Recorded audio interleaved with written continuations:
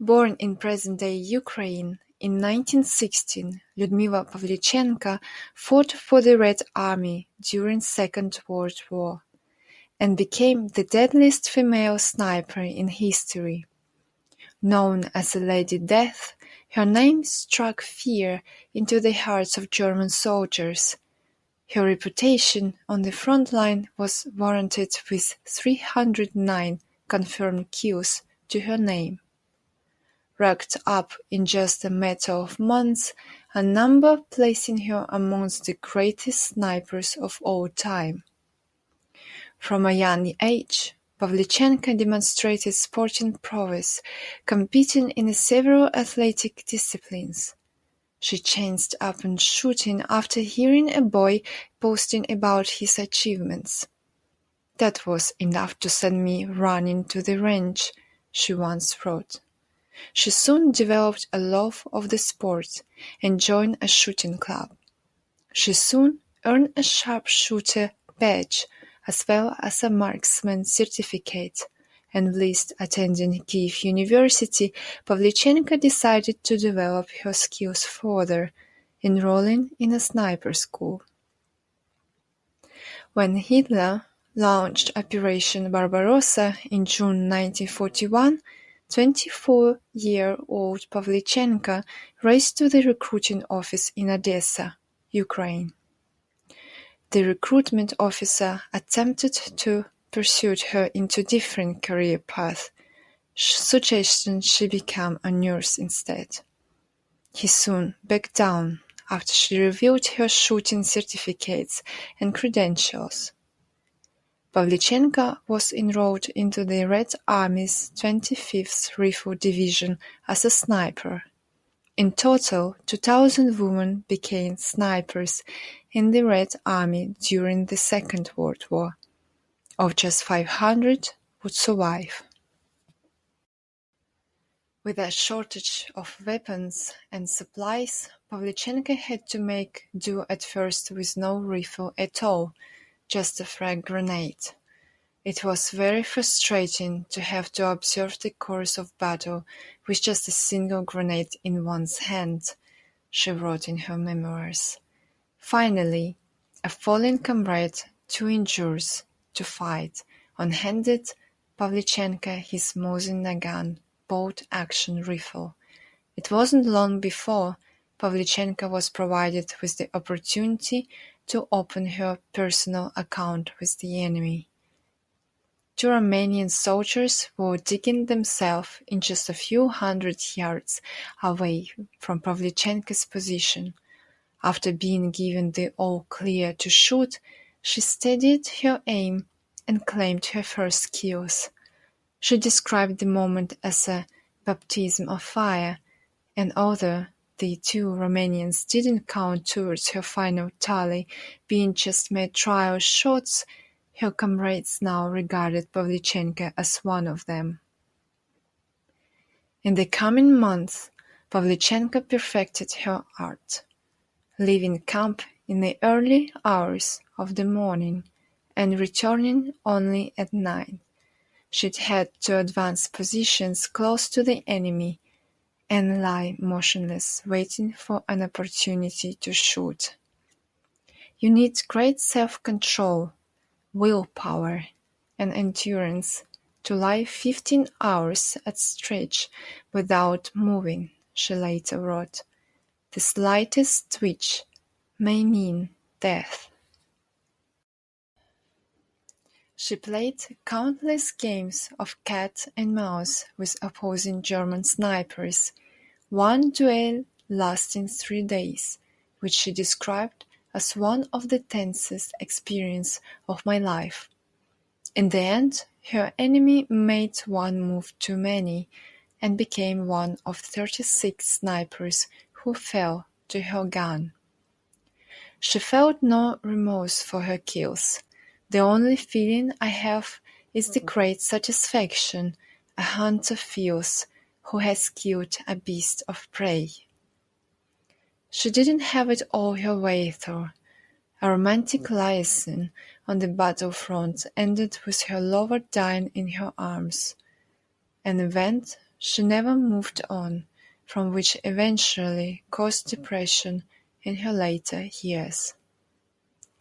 When the order came to evacuate Odesa, Pavlichenko headed to Sevastopol on the Crimean Peninsula, where she'd spend the next 8 months fighting for the defense of the city, as well as training up new snipers. She was promoted twice, first to senior sergeant upon confirmation of reaching 100 kills, second to lieutenant when the tally went upwards of 200. The Germans so feared Lady Death that they attempted to bribe her. "Lyudmila Pavlichenko, come over to us. We will give you lots of chocolate and make you a German officer," Pavlichenko once recalled, hearing over a loudspeaker. When charm didn't work, they moved on to threats, and on Pavlichenko's last day on the front line, they shouted, "If we catch you, we will tear you into 309 pieces and scatter them to the winds." Pavlichenko was pleased to know that even the enemy had her tally correct. Pavlichenko was wounded 4 times in battle. Shrapnel to the face in June 1942 heralded the end of her time in combat. Soviet High Command now saw Pavlichenko as too valuable to lose. Her evacuation from Sevastopol by submarine was ordered. After a month's recovery time in a hospital, Pavlichenko had a new role to play: to drum up support for a second front in Europe to aid Russia in their fight against the Germans. In late 1942, she was sent to tour Canada, the US, and Great Britain. In the US, Pavlichenko became the first Soviet citizen to be received by a US president after Franklin Roosevelt welcomed her to the White House. The First Lady, Eleanor Roosevelt, invited Pavlichenko to tour the country and speak to Americans about her combat experience to help raise support for the war. At first, the American press seemed more occupied with what Pavlichenko wore than her achievements on the field of battle. Journalists fired questions at her about whether women could wear makeup on the front line, or asked her why she wore a uniform that made her look fat. The papers dubbed her the girl sniper, belittling her achievements with condescension and sexism. Pavlichenko's gracious handling of the question soon turned to understandable frustration. "I wish you could experience a bombing raid," she once responded to a journalist. "You would immediately forget about the cut of your outfit."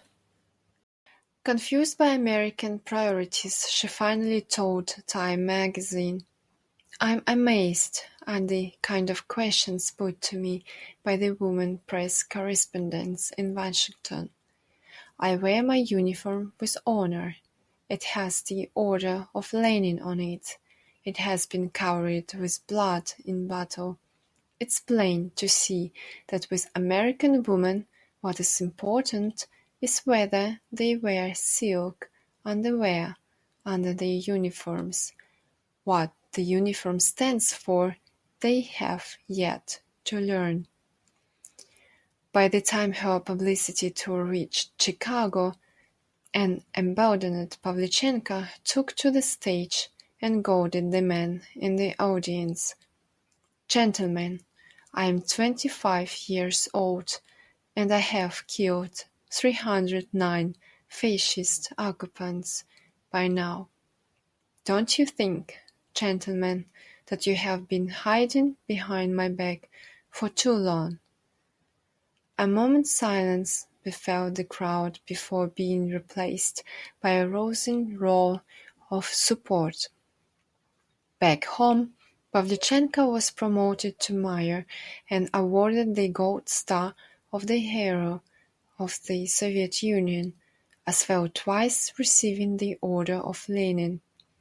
Although her tour of the West didn't achieve its goal of securing an immediate second front in Europe, Pavlichenko returned home a hero and continued training up Soviet snipers for the front lines.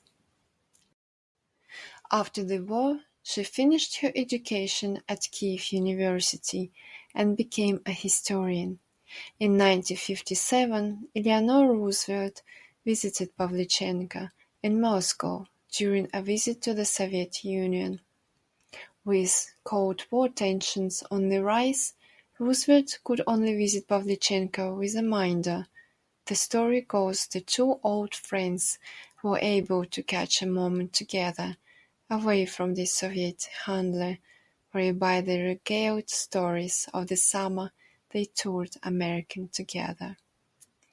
Aged just 58, Pavlichenko passed away due to stroke after suffering years of depression and alcoholism, factors said to have contributed to her early death.